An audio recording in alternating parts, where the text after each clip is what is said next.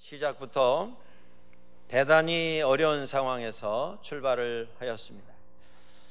예수님께서 잡히시고 고난받으시던 그 한 주간에 많은 일들이 일어났습니다.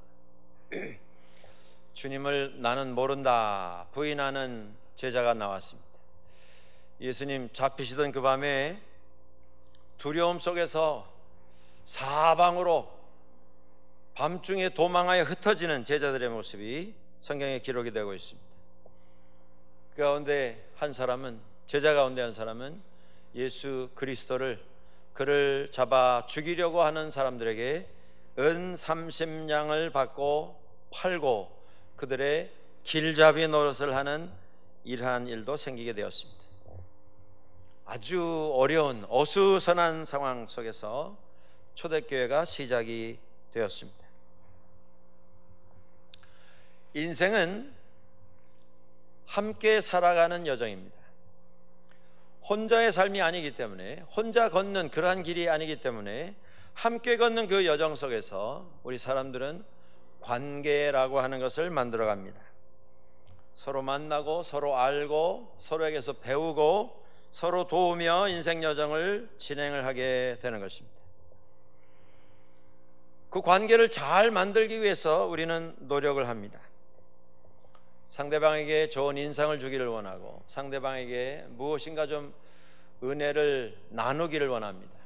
어려울 때 위로하고 기쁠 때 같이 기뻐하는, 그래서 좋은 인격적인 나눔을 가지기를 원해서 우리는 그런 일들을 합니다.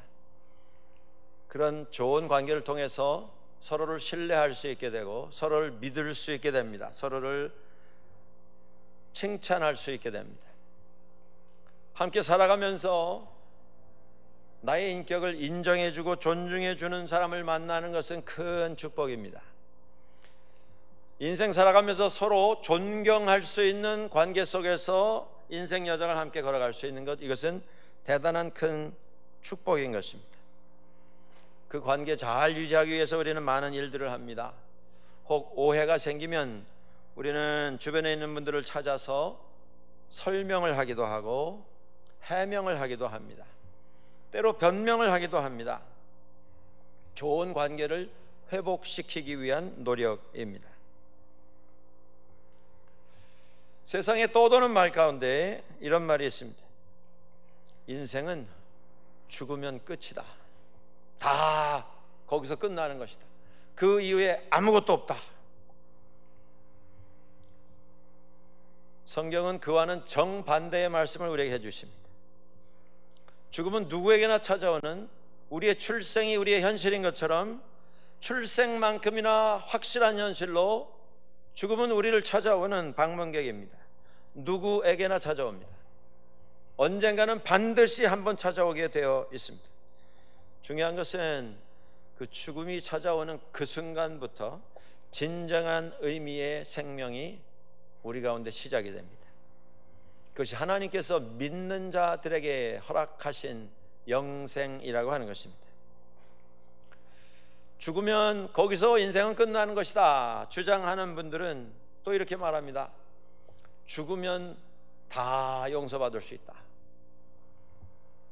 큰 책임, 중압감에 못 이겨서 스스로 목숨을 포기하는 분들은 그런 생각을 가지고 죽음으로 자신을 변호하고 죽음으로 용서받으려는 이런 생각 속에서 어려운 결정을 하는 모습들도 우리는 봅니다. 죽으면 다 용서받는 게 아닙니다. 여러분들, 우리가 죽음으로 모든 것을 다 해결할 수 있다고 하면 인생 걱정할 것 별로 없을 것입니다. 아무래도 한 번은 세상 떠나는 것인데 제 멋대로 되는 대로 내키는 대로 충동적으로 아무렇게나 살다가 죽으면 다 잊어버리고 죽으면 다 용서받는 것, 그걸로 끝나는 것이 인생이라고 하면 아마 이 세상에 정말 형편없이 사는 사람 더 많아지게 될 것입니다. 그런데 그게 아닙니다. 성경은 하나님께서 허락해 주신 구원의 좋은 소식, 복음을 믿고 예수 그리스도를 믿음으로 구원 얻은 자에게는 하늘나라에서 하나님의 백성으로, 하나님의 아들로 딸로 하나님과 함께 살아가는 영생을 허락하십니다. 그런데 그 영생은 믿는 자에게, 구원을 확실한 자에게만 허락되는 이런 것이 아닙니다. 이 영생은 하나님의 말씀을 끝까지 거부하고 하나님의 사랑과 은혜를 끝까지 거절하고 평생 주님 배척하며 살다가 신앙 없이 세상 떠난 사람에게도 찾아옵니다. 그 영생은 하늘나라에서 하나님과 함께 거하며 영광과 감사와 찬송 가운데 하나님을 예배하며 보내는 영생이 아닙니다. 심판의 영생입니다. 고난과 고통과 후회와 탄식으로, 신음으로 가득 찬 심판의 영생입니다. 여러분들, 이게 중요합니다. 우리가 죽은 다음에 거기서 끝나는 게 아니고 그 다음에 내 뒤에 내 삶의 유산이 남게 되어 있습니다.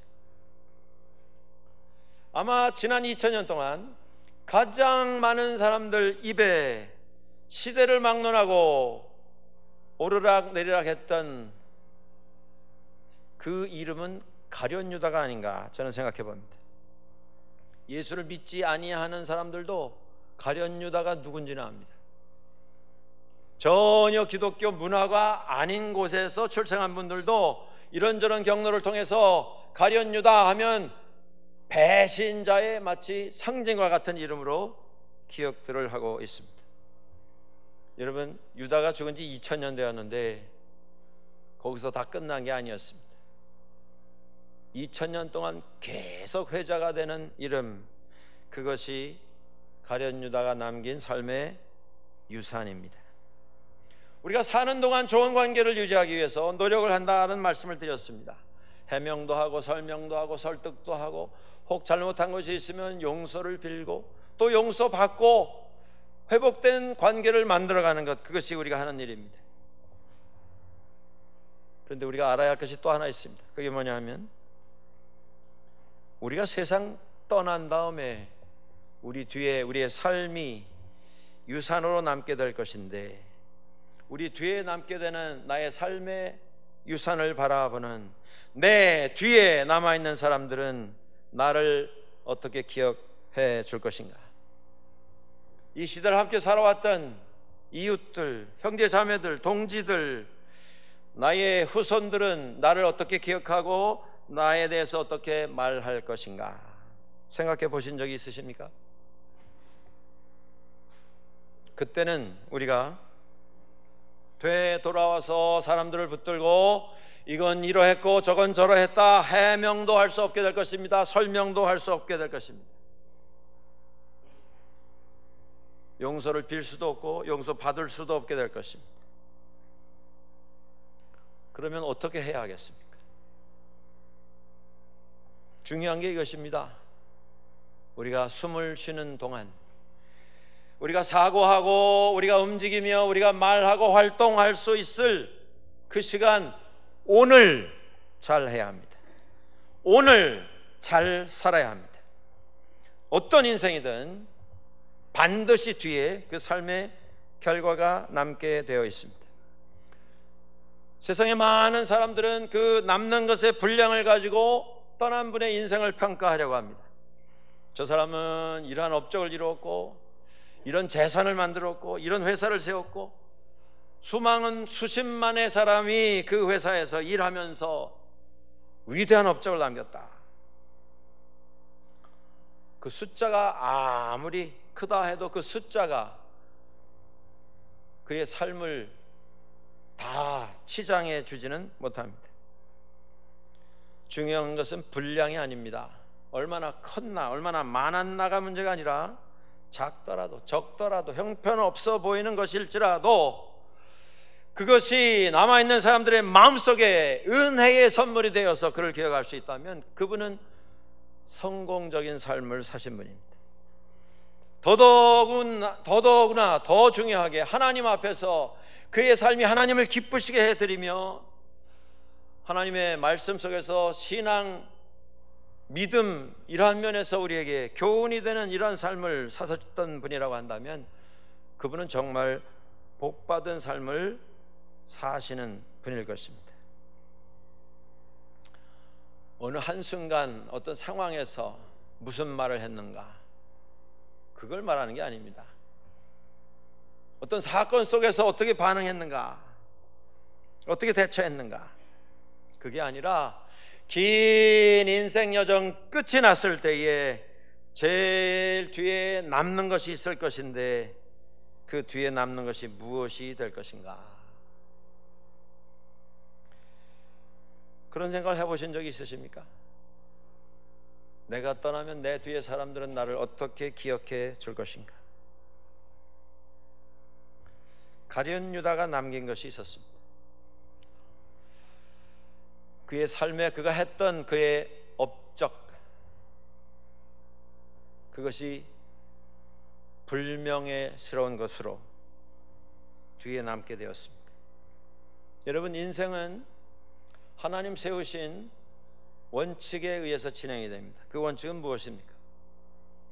공의의 하나님이 말씀하십니다. 심은 대로 거둘 것이다. 인생 살면서 내가 콩을 열심히 심었으면 콩을 거두게 되는 것입니다. 팥을 열심히 심었으면 팥을 거두게 되어 있습니다. 우리가 일생 살면서 명예로운 일, 거룩한 일의 뜻을 두고 남들에게 은혜를 끼치는 일을 위해서 최선을 다했다면 우리 뒤에 남게 되는 내 일생의 업적이라고 하는 것이 명예롭고 아름다운 것이 될 것입니다. 그러나 그 반대로 내가 불명예스러운 일, 그런 일에 내 시간과 열정을 바쳤다면, 남들 마음에 상처가 되고 남들 마음에 아픔이 되는 이런 일에 내 시간과 열정을 쏟았다면 내 뒤에 남는 것도 그러한 것이 될 것이라고 하는 것입니다. 오늘 본문 16절에 이런 말씀이 있습니다. 형제들아, 성령이 다윗의 입을 통하여 예수 잡는 자들의 길잡이가 된 유다를 가르쳐 미리 말씀하신 성경이 응하였나니. 유다가 한 일이 무엇입니까? 예수 그리스도 잡아 죽이는 그 사람들의 길잡이 노릇을 했습니다. 그는 한때 예수 그리스도의 제자가 아니었습니까? 예수를 믿기 위해서 먼 곳 가룟이라고 하는 지역에서 주님을 찾아 나왔던 사람입니다. 예수님의 제자들, 물론 많은 사람이 따랐습니다만 그 가운데 주님께서 12명을 택하셔서 함께 동행하시며 다음 세대를 준비를 시키셨습니다. 12명 가운데 가장 먼 지역 출신이 유다입니다. 가룟 사람 유다, 제일 먼 곳에서 주님 찾아 나왔던 사람입니다. 믿는 사람이 믿음의 길을 인도해야 합니다. 선한 일을 인도하는 길잡이 역할을 해야 합니다. 거룩하고 아름다운 일, 모든 사람들에게 은혜를 끼칠 수 있는, 교훈을 줄 수 있는, 기쁨과 감사를 선물할 수 있는 그런 일의 길잡이 역할을 할 수 있어야 합니다. 신앙의 길, 믿음의 길이 어떤 것인가 보여줄 수 있는 역할을 할 수 있어야 합니다. 마땅히 그런 일을 감당했어야 할 예수 그리스도의 제자였습니다. 그런데 그가 예수 그리스도 잡아 죽이는 일에 길잡이 역할을 했습니다. 세상 살면서 믿음 생활 한다고 하면서도 잘못하면 우리도 같은 실수를 범할 수 있습니다. 바른 신앙으로 인도해야 할 터인데 잘못된 가르침을 가지고 잘못된 믿음의 길로 사람을 인도하는 경우가 왕왕 있는 것을 보게 됩니다. 믿음을 가지고 제대로 된 신앙생활, 매일의 삶 속에서 우리가 믿음을 가진 자로 어떻게 살아야 할까, 그것을 보여주고 안내를 해야 하는 역할을 해야 할 터인데, 믿음 생활하면서도 그저 세상 재미, 오락, 세상에서 우리 주변을 늘 맴돌고 있는 어떤 충동적인 쾌락, 이런 것에 길잡이 노릇을 하면서 자신뿐 아니라 다른 사람도 병들게 하는 이런 경우를 보게 됩니다. 신앙생활을 하면서 교회가 하나 되고 교회가 부흥하는 이런 일에 길 안내를 하는 내가 되어야 하겠습니다. 그렇지 않고 교회가 두 쪽이 되고 네 쪽, 여덟 쪽이 되어가는 이런 분열과 분쟁의 길잡이 역할을 하는 것,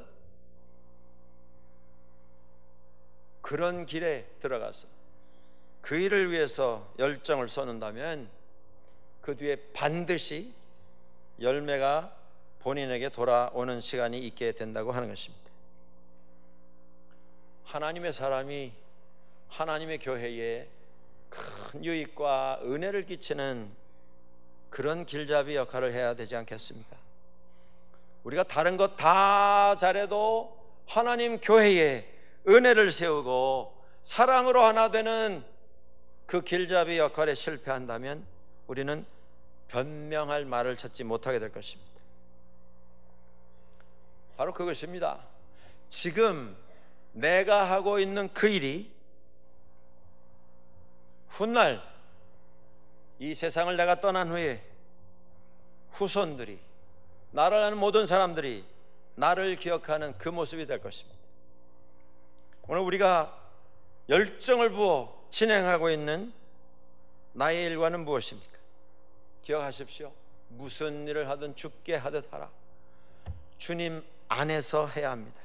주님 앞에서 하는 마음과 정신을 가지고 하나님의 영광을 위해서 말하고 행동할 수 있어야 할 것입니다. 유다는 가장 불명예스러운 죽음을 남긴 사람입니다. 평생 했던 일이 불명예스러웠을 뿐만 아니라 그의 죽음도 또한 불명예스러웠습니다. 은전 30냥을 받고 예수 그리스도를 팔아버렸습니다. 예수님 시대 당시에 은전 30개는 노예 한 사람 팔고 사고 하는 금액이었다고 합니다.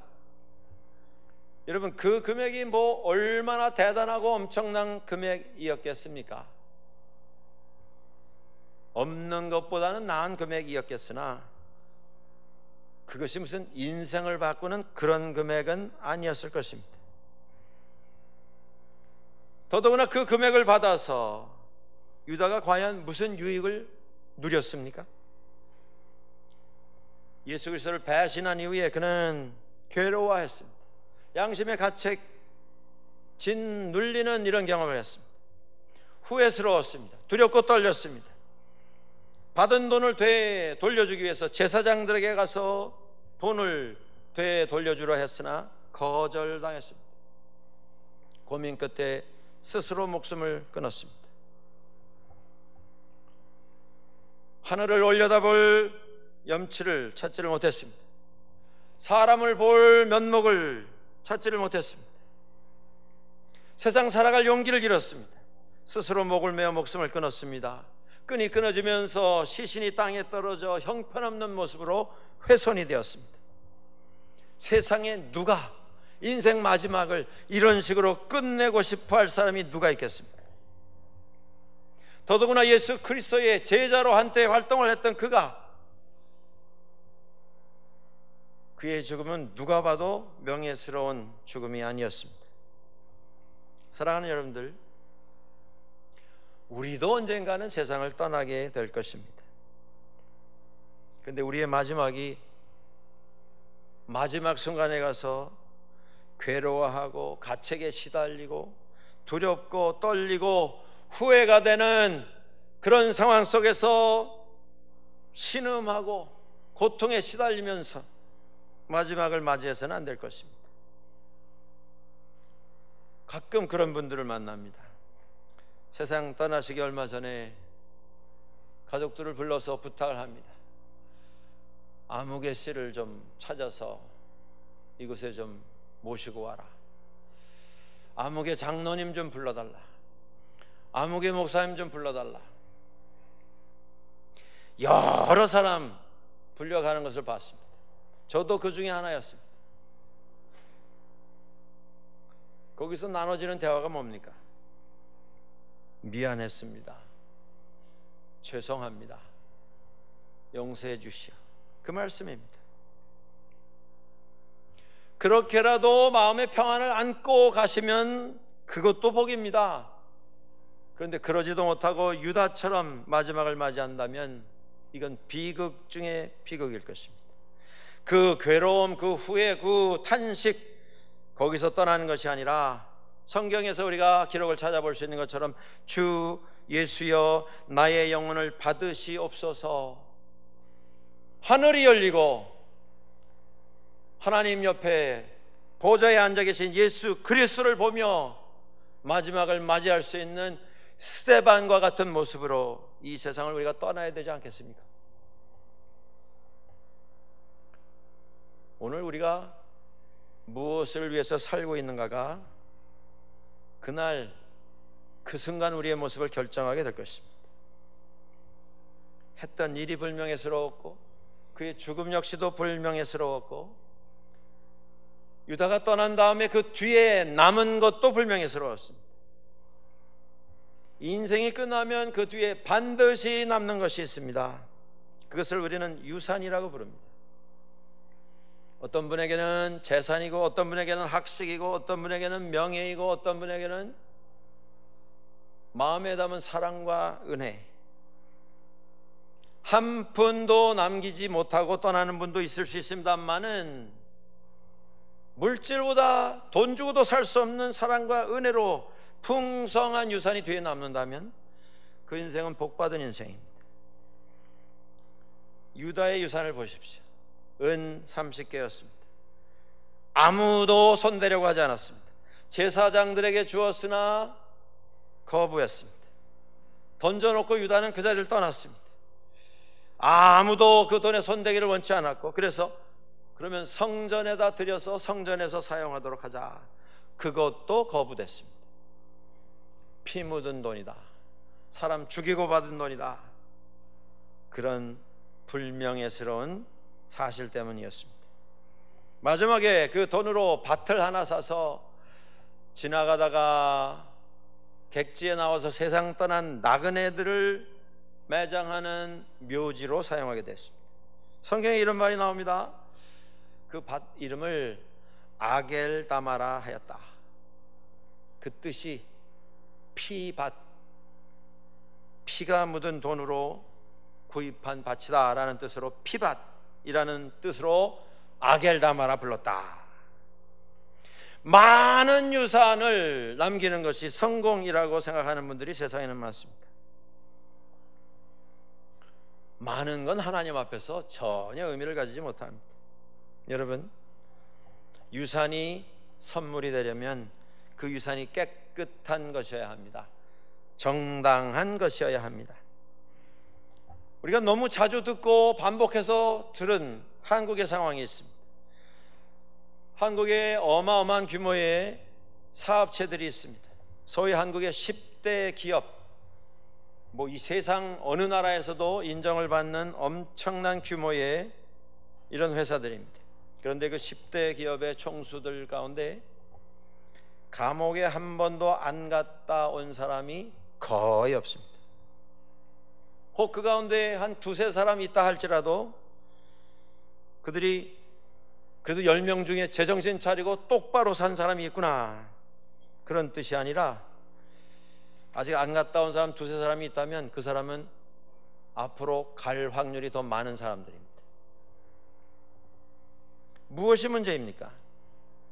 사업이라고 하는 핑계로 국가에서 아주 중요한 이런 위치를 차지하고 있는 기업의 총수라고 하는 핑계로 자기 사유재산 증식하는 일 마구 불법으로 행해왔던 것이 이유 중에 하나였습니다.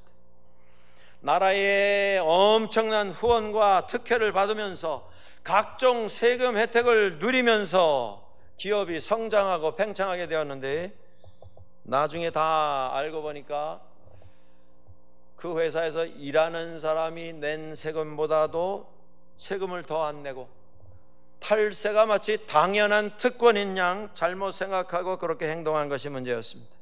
큰 사업한다고 하는 그 나라에서 가장 큰 사업체라고 하는 이런 이유 때문에 부정축제 일 삼는 것, 그저 아무 때나 저질렀다고 하는 그것이 이유였습니다.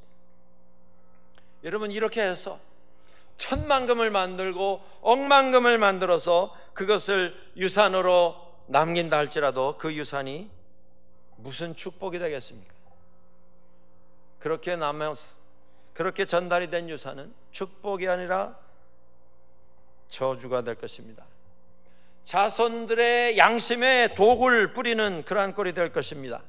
국가와 민족의 미래에 불치의 병을 심어놓는 이러한 것이 될 것입니다. 우리 뒤에 반드시 무엇이 남게 될 것입니다. 그런데 남은 그것이 남의 눈에서 피눈물을 흘리게 해서 내 것을 삼은 그것으로 많아진 유산이라고 하면 그건 자랑이 아니라 부끄러운 것이 될 것입니다. 가족들의 가슴에, 형제 자매들 가슴에 비수를 꽂아서 내가 더 많이 가지게 된 것, 그래서 내 인생이 성공이다 라고 생각한다면 그것은 성공이 아니라 아겔다마가 될 것입니다. 언젠가 끝이 나게 될 인생에 유산이 남게 될 것입니다. 그 유산이 상처, 분노, 피로 얼룩진, 한이 맺힌 그런 유산이 아니라 감사, 찬송, 기쁨, 존경의 이유가 되는 그런 유산이 될 수 있어야 합니다. 유다가 이러한 비참한 삶의 결과들을 남겼습니다.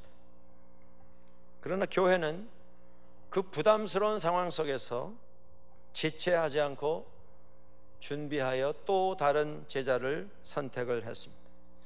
그때 선택받은 사람이 마띠아입니다. 마띠아를 뽑아서 12제자 가운데 자리가 빈 유다의 자리를 대신하게 했습니다. 교회는 시대마다 어려움에 시달려 왔습니다. 외우내환, 외부에서도 어려움이 찾아오고 안에서도 우환이 생깁니다.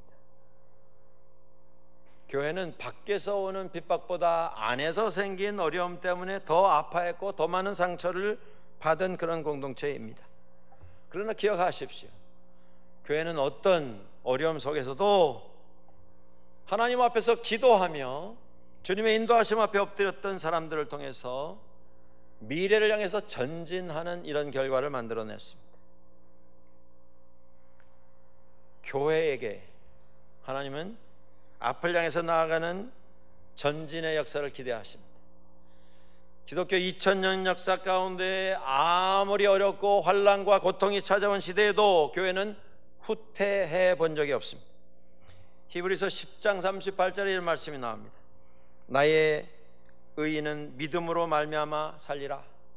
또한 뒤로 물러가면 내 마음이 그를 기뻐하지 아니하리라 하셨느니라. 어느 시대에나 교회가 가지는 어려움이 있습니다. 그러나 그 어려움에 묶여서 탄식하고 한숨 짓고 실망하고 좌절하고 포기하는 그 역사는 하나님께서 교회에 맡기신 역사가 아닙니다. 준비하고 기도하며 미래를 열어가는 것입니다. 그렇게 미래를 열어가기 위해서 마띠아를 선택할 때에 교회 앞에 이런 고백을 합니다. 오늘 본문에 나오는 21절 2절에 나오는 말씀입니다. 요한의 세례로부터 우리 가운데서 올려져 가신 날까지 주 예수께서 우리 가운데 출입하실 때에 항상 우리와 함께 다니던 사람 중에 하나를 세워 우리와 더불어 예수께서 부활하심을 증언할 사람이 되게 하여야 하리라. 교회의 가장 중요한 시기에 한 일꾼을 뽑는데 그 일꾼에게 맡겨질 직무가 뭐냐 하면, 책임이 뭐냐 하면, 삶을 통해서 이루어 가고자 하는 업적이 뭐냐 하면 예수께서 부활하셨다라는 것을 증언하는 것, 그것이 삶의 목적이 될 수 있는 사람을 우리가 선택하자라고 하는 것이었습니다. 사랑하는 성도 여러분들, 교회는 부활의 공동체입니다. 교회는 부활의 믿음을 고백하고 예수 그리스도의 부활을 세상에 선포하기 위해서 존재하는 공동체입니다.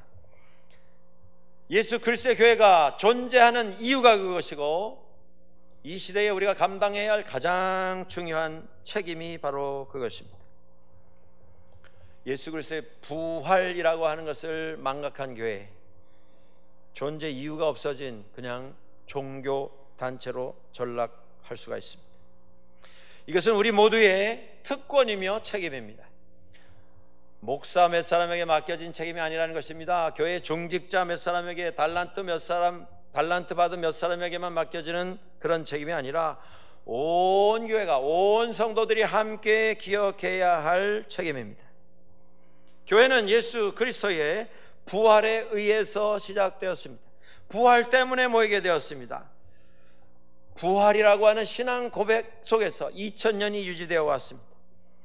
부활을 믿고 부활을 선포하는 사람들에 의해서 주 예수 그리스도의 다시 오심을 통해서 완성될 공동체가 교회입니다. 사랑하는 여러분들, 부활을 마음에 두고 그저 모일 때도 예수 그리스도의 부활을 감사하고 감격하고, 흩어졌을 때에도 부활의 증인이라고 하는 의식을 가지고 그 부활의 좋은 소식을 주변 사람들에게 전하기 위해서 살아가는 사람들, 그게 믿는 사람들의 모습입니다. 그리고 그런 생각과 그런 기도와 그런 간절한 소망을 가지고 열정을 가지고 살아가는 그 사람의 삶의 여정의 제일 마지막에 남게 되는 것이 있습니다. 그게 뭐냐면 부활이라고 하는 유산입니다. 어떻습니까? 우리들은 그 부활에 대한 체험과 고백을 가지고 모입니까? 세상에 나가서 내가 부활의 증인으로 살고 있다 생각하며 생활하고 계십니까? 교회가 모이기는 모이는데 예수 그리스도의 부활, 그것에는 별 관심이 없고 다른 일에만 더 관심이 많은 이런 경우를 왕왕 봅니다. 목사나 성도들이나 다 적용이 되는 말씀입니다. 예수 그리스도의 부활, 내가 예수 그리스도의 부활의 증인이다 라고 하는 그 감사 감격은 간 곳이 없고 교회 운영에만 관심이 있습니다. 교회 행정에만 관심이 있습니다. 교회 정치에만 관심이 있습니다. 교회 재정에만 관심이 있습니다. 이 말씀들 몇 가지 제목은 교회가 유지되고 진행되는 데 있어서 꼭 갖추어야 할 중요한 부분들입니다. 있어야 되는 것입니다. 그러나 그것이 예수 그리스도의 부활을 대신할 수 있는 교회의 존재의 이유는 될 수가 없습니다. 부활의 감격을 가지고 모이는 것입니다. 부활의 감격을 가지고 서로 만나는 것입니다. 서로 대하는 것입니다. 서로 섬기는 것입니다. 그게 교회입니다. 우리는 다 다릅니다, 여러분들. 우리의 모습이 다른 만큼이나 우리의 생각도 다르고 우선순위도 다릅니다. 똑같은 장소에서 똑같은 일을 함께 나란히 옆에 앉아서 보고 들었는데도 그 경험에 대한 다른 이해, 다른 판단을 가지는 이런 모습들이 자주 있습니다. 세상에 나하고 나란히 앉아서 같이 들었는데 어떻게 당신이 그렇게 생각할 수 있느냐? 그런데 그렇게 생각하는 경우가 있다고 하는 것입니다. 그게 사람입니다. 그분과 함께 신앙생활하는 것이 교회생활입니다. 나와 다르다고 해서 너무 흥분하지 마십시오. 조금 의견이 안 맞는다고 해서 못 견뎌 하시지 마십시오. 우리는 부활의 증인들입니다. 작은 것, 세세한 것, 목숨을 걸 만한 가치가 없는 것 때문에 흔들지 마십시오. 우리는 부활의 증인이기 때문에 모이는 것입니다. 부활의 증인이기 때문에 다르지만 섬길 수 있는 것입니다. 다르지만 받아들일 수 있는 것입니다. 품을 수 있는 것입니다. 기다릴 수 있는 것입니다. 그 끝에 우리에게 부활이 유산으로 남겨지게 될 것입니다. 사랑하는 성도 여러분들, 예수 그리스도의 부활을 증언할 수 있는 사람을 우리가 찾자. 이 증언이라고 하는 말은 순교라고 하는 말과 같은 단어로 사용이 됩니다. 순교는 무엇입니까? 내가 믿고 내가 확신하는 것을 위해서 내 목숨이라도 내어놓을 수 있다. 예수 그리스도의 부활, 그것만이 가장 중요한 이유이고 목적인 것을 알아서 그걸 지키기 위해서 그 이외의 것은 다 내려놓을 수 있는 사람, 그 사람이 예수 그리스도의 부활을 증언하는 사람입니다. 성도 여러분들, 시간은 이 순간에도 앞을 향해서만 달려가고 있습니다. 그 끝에 우리 삶이 맞춰지는 순간 우리 뒤에 남게 될 것이 있습니다. 그것을 오늘 준비해야 할 것입니다. 이제까지 살아오시면서 나는 무엇을 남기고 여기까지 왔는가 한번 돌아보실 수 있기를 바랍니다. 주님 앞에서 하나님, 오늘부터 주님 원하시는 것을 남기겠습니다. 결단하시기 바랍니다.